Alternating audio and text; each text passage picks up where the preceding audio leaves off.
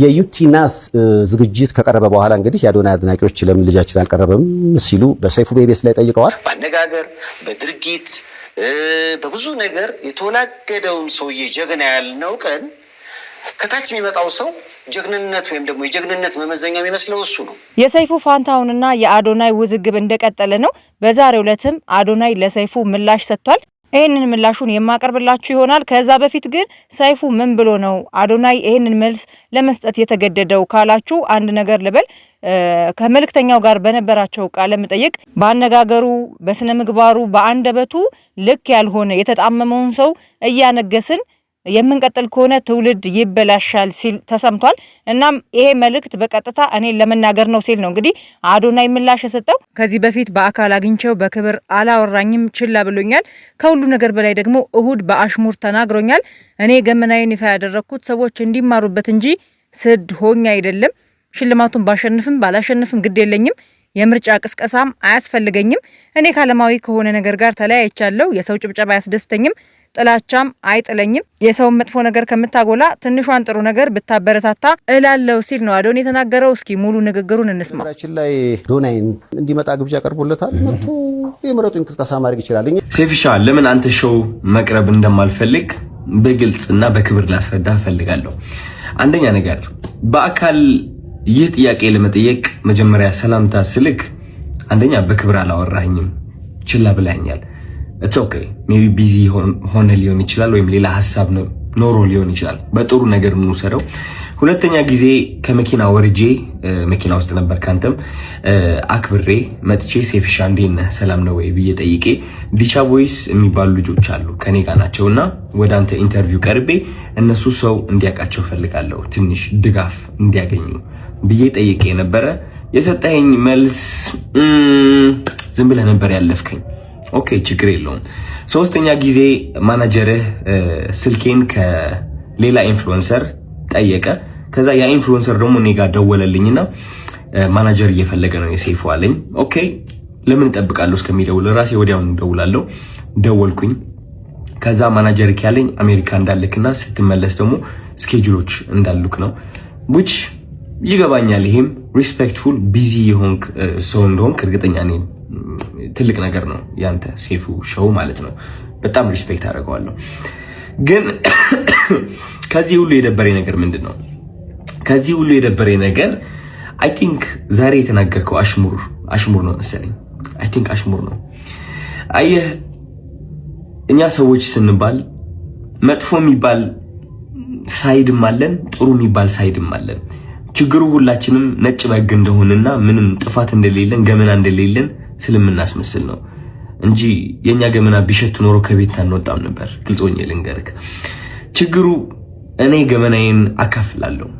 ይህ ገመና ማካፍለው ደግሞ ዝም ብዬ ስድ ሆኜ ለመታየት ሳይሆን በዛ ተመሳሳይ ገመና ታስረው ራሳቸው ሊያጠፉ የቀረቡ በጭንቀት ያሉ ሰዎችን ለማዳን ስል ነው ገመናዬን ያካፈልኩት እንጂ ጅል ሆኜ አይደለም። እና ዛሬ የተናገርከው ንግግር ደግሞ ይህ ገመናን እያነሳ ነበረ which is እነዚህ ቃላቶች ማለት ነው። ይህ ገመና ተጠቅመህ ደግሞ እንደኔ አይነት ያሉ ሰዎች ከሚዲያው ገሸሽ ማለት እንዳለባቸውና መደነቅ ወይም ከፍ ማለት እንደሌለባቸው መልእክት አድርሰሃል። ሰው ችግሩ ምንድነው መሰለክ ሰይፉ፣ የተናገርከው ነገርና ተግባርክ አንድ አልሆነ። ምክንያቱም በገመና ከሆነ ወይም ደግሞ በጥሩነት ከሆነ በነጭ በግነትና በእኔ ጥሩ ነኝ ምንም ጎደሎነት የለኝም ከሆነ ዮናስ ወይም ደግሞ ዮኒ ማኛ ወደ ኢንተርቪው አታቀርበውም ነበር። ምክንያቱም እሱ ብዙ ሰዎችን እየሰደበ ሃይማኖትንም ይሁን በፖለቲካም በብዙ ነገር ሰዎችን እየጠላና እያወዳደቀ የኖረ ሰው ነው። ግን አይ ቲንክ በጥሩ እናስበውና ዮኒ ማኛ አንተ ወደ ሾውክ የጠራኸው ጥሩነቱን በማየት ነው ብዬ አስባለሁ እንጂ መጥፎ የሚባለው ያ ገመና ወይ መጥፎ የሚባለው ሳይዱ ብታየው እንዴት አድርገህ ታመጣዋለህ? ግን ጥሩ ነገር አይተህ ወደ ሾውክ አቀረብከው ማለት ነው። ችግሩ ግን እኔ ላይ እሱ ነገር አላደረግም። አይ ቲንክ ያ ሁሉ ጥሩ ያደረግኩት ነገር ሳታይ ያቺ ትንጥ የዋገመና ያልካት ነገር ጠርተክ የተናገርከው ነገር ተናግረሃል። ምን ልልክ ነው የምፈልገው ወደ አንተ ሾው መቅረብ የማልፈልገው ሳላከብርህ ቀርቼ ሳይሆን ወይም ሳልወድህ ቀርቼ ሳይሆን ኦፍ ኮርስ ወድሃለሁ አከብርሃለሁ እያየሁህ ነው ያደግኩት ግን የተናገርከው ነገር ደስ አላለኝም ከጥሩነቴ መጥፎነቴ መርጠክ ስላየክ ደብሮኛል ያንተ ምርጫ ነው ኦፍ ኮርስ ሰይፉ ሁለት ሳይድ አለው ብዙ ሰው ያንተ መጥፎ ሳይድ ሊያይ ይችላል ብዙ ሰው ደግሞ ያንተ ጥሩ ሳይድ ሊያይ ይችላል እኔ ደግሞ ያንተ ጥሩ ሳይድ ነው ማየት የምመርጠው ገባህ አይደለ እና ያኔ ያቺ ትምጥ የገመና የምትባለው ሳይድ እሷን ማየትህ ትንሽ ደብሮኛል ስለ ምርጫ ቀስቀሳው ደግሞ ወንድሜ ያንተ ምርጫ ቀስቀሳ አያስፈልገኝም እንግዲህ ሰው ከወደደ ከፈለገ ከመረጠ ይመርጣል ነፃነት አለው ምንም ምረጡኝ ብዬ አልተናገርኩኝም እኔ ማለት ነው መኪና ብሸነፍ ሽልማቱ ቢመጣ ባይመጣ እኔ ዓለማዊ የሆነ ነገር ኦሬዲ ተለያይቻለሁ ባለባበሴ ባነጋገሬ በፀጉር ስታይሌ ዓለማዊ የሆንኩኝ ሰው ልመስል እችላለሁ ኦፍ ኮርስ ዓለማዊ ነን ሁላችንም ግን ከመንፈሴ ጋር ግንኙነት አለኝ ሰው የዓለማዊ ነገር ሊያስደስተኝ ወይም ሊያሳዝነኝ አይችልም የሰው ጭብጨባ ወይም ደግሞ የሰው ጥላቻ ሊያወድቀኝ ወይም ከፍ ሊያደርገኝ አይችልም ኦሬዲ ወድቄ ነበር አሁን ተነስቻለሁ ሜቢ ልወድቅም እችላለሁ ከዚህ ዓለም ነገር ተላቅቄያለሁ ምክንያቱም ዋናው ስቃዬ እዚህ ዓለም ላይ ነበር ሰው ምርጫ ቅስቀሳ ያስፈልገኝም እኔ ልልፈልጌ ነው እና ሜቢ የሰው መጥፎ ነገር ለይተህ እሷን ከምታጎላት ጥሩ ሳይዱን አይተህ ብታደንቀው አይ ቲንክ ጥሩ ነው ብዬ አስባለሁ ዩቲናስን የሰይፉ በኢቢኤስ እንግዳ አድርጎ ካቀረባት በኋላ ነበረ ሰይፉ አዶናይ ላይ በደል እየፈጸመ ነው አዶናይ እንዳይመረጥ ዩቲ እንድታሸንፍ ውስጥ ለውስጥ እየሰራ ነው የሚሉ ወቀሳዎች ሲሰነዘሩበት የቆየው ዩቲ ሰይፉ ላይ እስከቀረበችበት ደቂቃ ድረስ አዶናይ በሰፊ ልዩነት ይመራት ነበረ እናም ልክ የሰይፉ በኢቢኤስ ሾው ካለቀ በኋላ ልዩነቱን በሰፊ ሁኔታ አጥብባ በጣም ብዙ ድምጽ በአንድ ቀን በማግኘቷ አይ ይሄማ በቦት የተደረገ ነው ሰይፉ ላይም የቀረበችው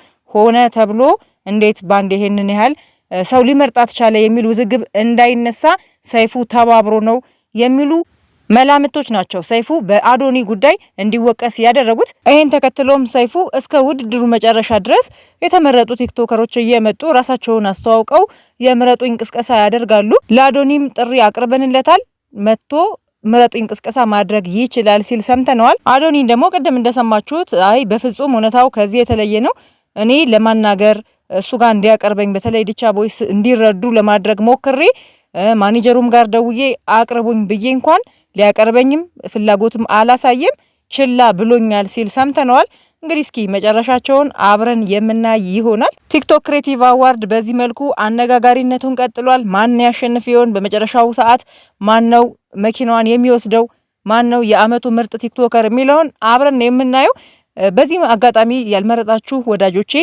የቻናሌ ተከታታዮች ግቡና ይመጥነዋል ይሆነዋል ድምጽ ይገባዋል ጥሩ ሰርቷል የአመቱ ምርጥ መሆን ይገባዋል የምትሉትን ሰው እንድትመርጡ ጥያቄ አቀርባለሁኝ መልካም እድል ለተወዳዳሪዎቹ